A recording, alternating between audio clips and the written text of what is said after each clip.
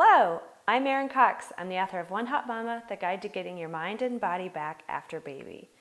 Welcome, it is week 5, so chapter 5, and I am discussing the chapter that's called Under Control. Now, I'm also having a glass of wine because I'm celebrating that I turned my manuscript into Hay House for the very last time. I got one last chance to review it and look everything over.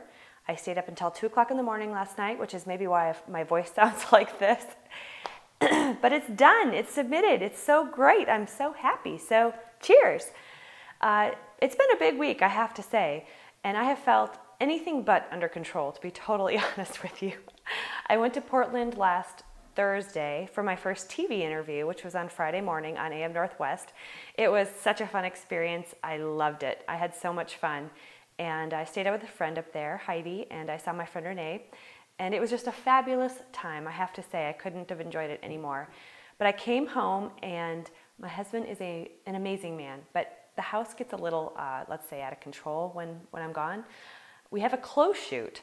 So I came downstairs, walked around the corner, and looked where all the clothes come down the clothes chute in my basement, and literally the pile was waist high. It almost made me gasp when I got home. So I had this great trip, did some shopping, had this TV interview, came home, and my life just felt totally out of control.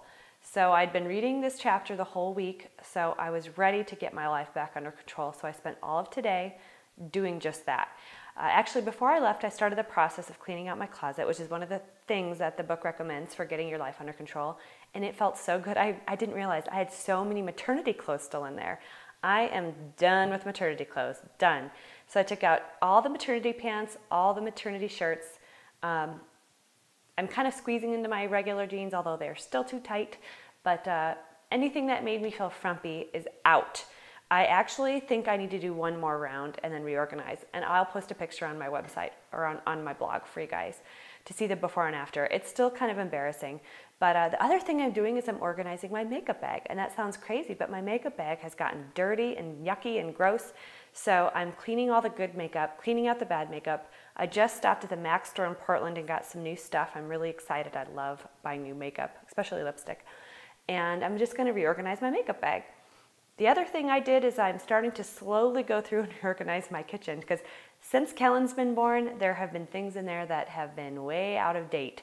I cleaned out my refrigerator before I went to the grocery store last week, found gross, nasty old stuff down in the bottom of the drawers, got that out, cleaned out the drawers, and it just makes everything feel so much better.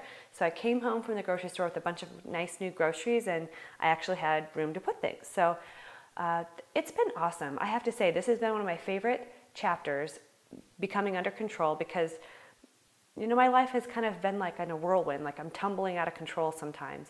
And now, honestly, I'm ready to be I feel under control.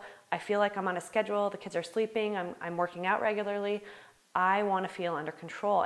And for me, and I know for a lot of women, when their house feels kind of organized and their life feels put together, they feel under control. So the other thing that I slowly want to do is just kind of go through my kids' closets and get those organized as well, because I'm noticing that half the stuff in their closets doesn't fit them anymore, especially the baby. Kellen, that kid is growing out of his stuff so fast, it's not funny. Now, the other thing the book does is it talks about calculating your caloric intake for the day. I haven't gone through this exercise because, quite frankly, you know, I'm still nursing, I'm exercising, I'm losing weight very slowly, but I am losing weight. And you know, I'm not up for that right now. I do show the process in the book, so if somebody wants to know what they should be eating and kind of get themselves used to what their body should be doing, that's great.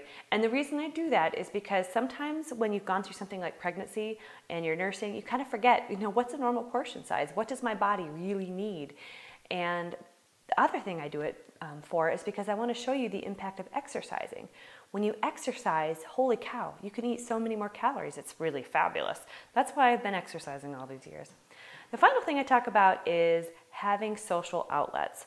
You know, I wrote this section for myself because when I was at Fort Irwin, which is an Army base in California, I'd had my first child, and I was lonely, like truly lonely. There was only 2 other Air Force officers there, and then a lot of Army people, and we just moved there, really, and I didn't have any very, very close friends. I had a couple good friends that really pulled me through, but I had to reach out to people because I was pretty lonely. So I started, reaching out to people, finding friends to do yoga with. I found my friend Kimberly. We did yoga every day with the baby.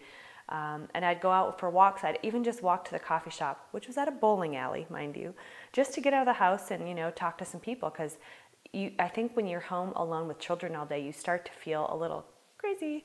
So I highly recommend having social outlets. And then the other thing is planning a night out with your friends, or planning a night out by yourself for that matter, if that's what you want to do. So this coming Friday, I'm so excited. There is a wine pairing and a dinner party downtown here in Klamath Falls. A whole bunch of girls are going, and I've got a babysitter lined up, and I can't wait to go.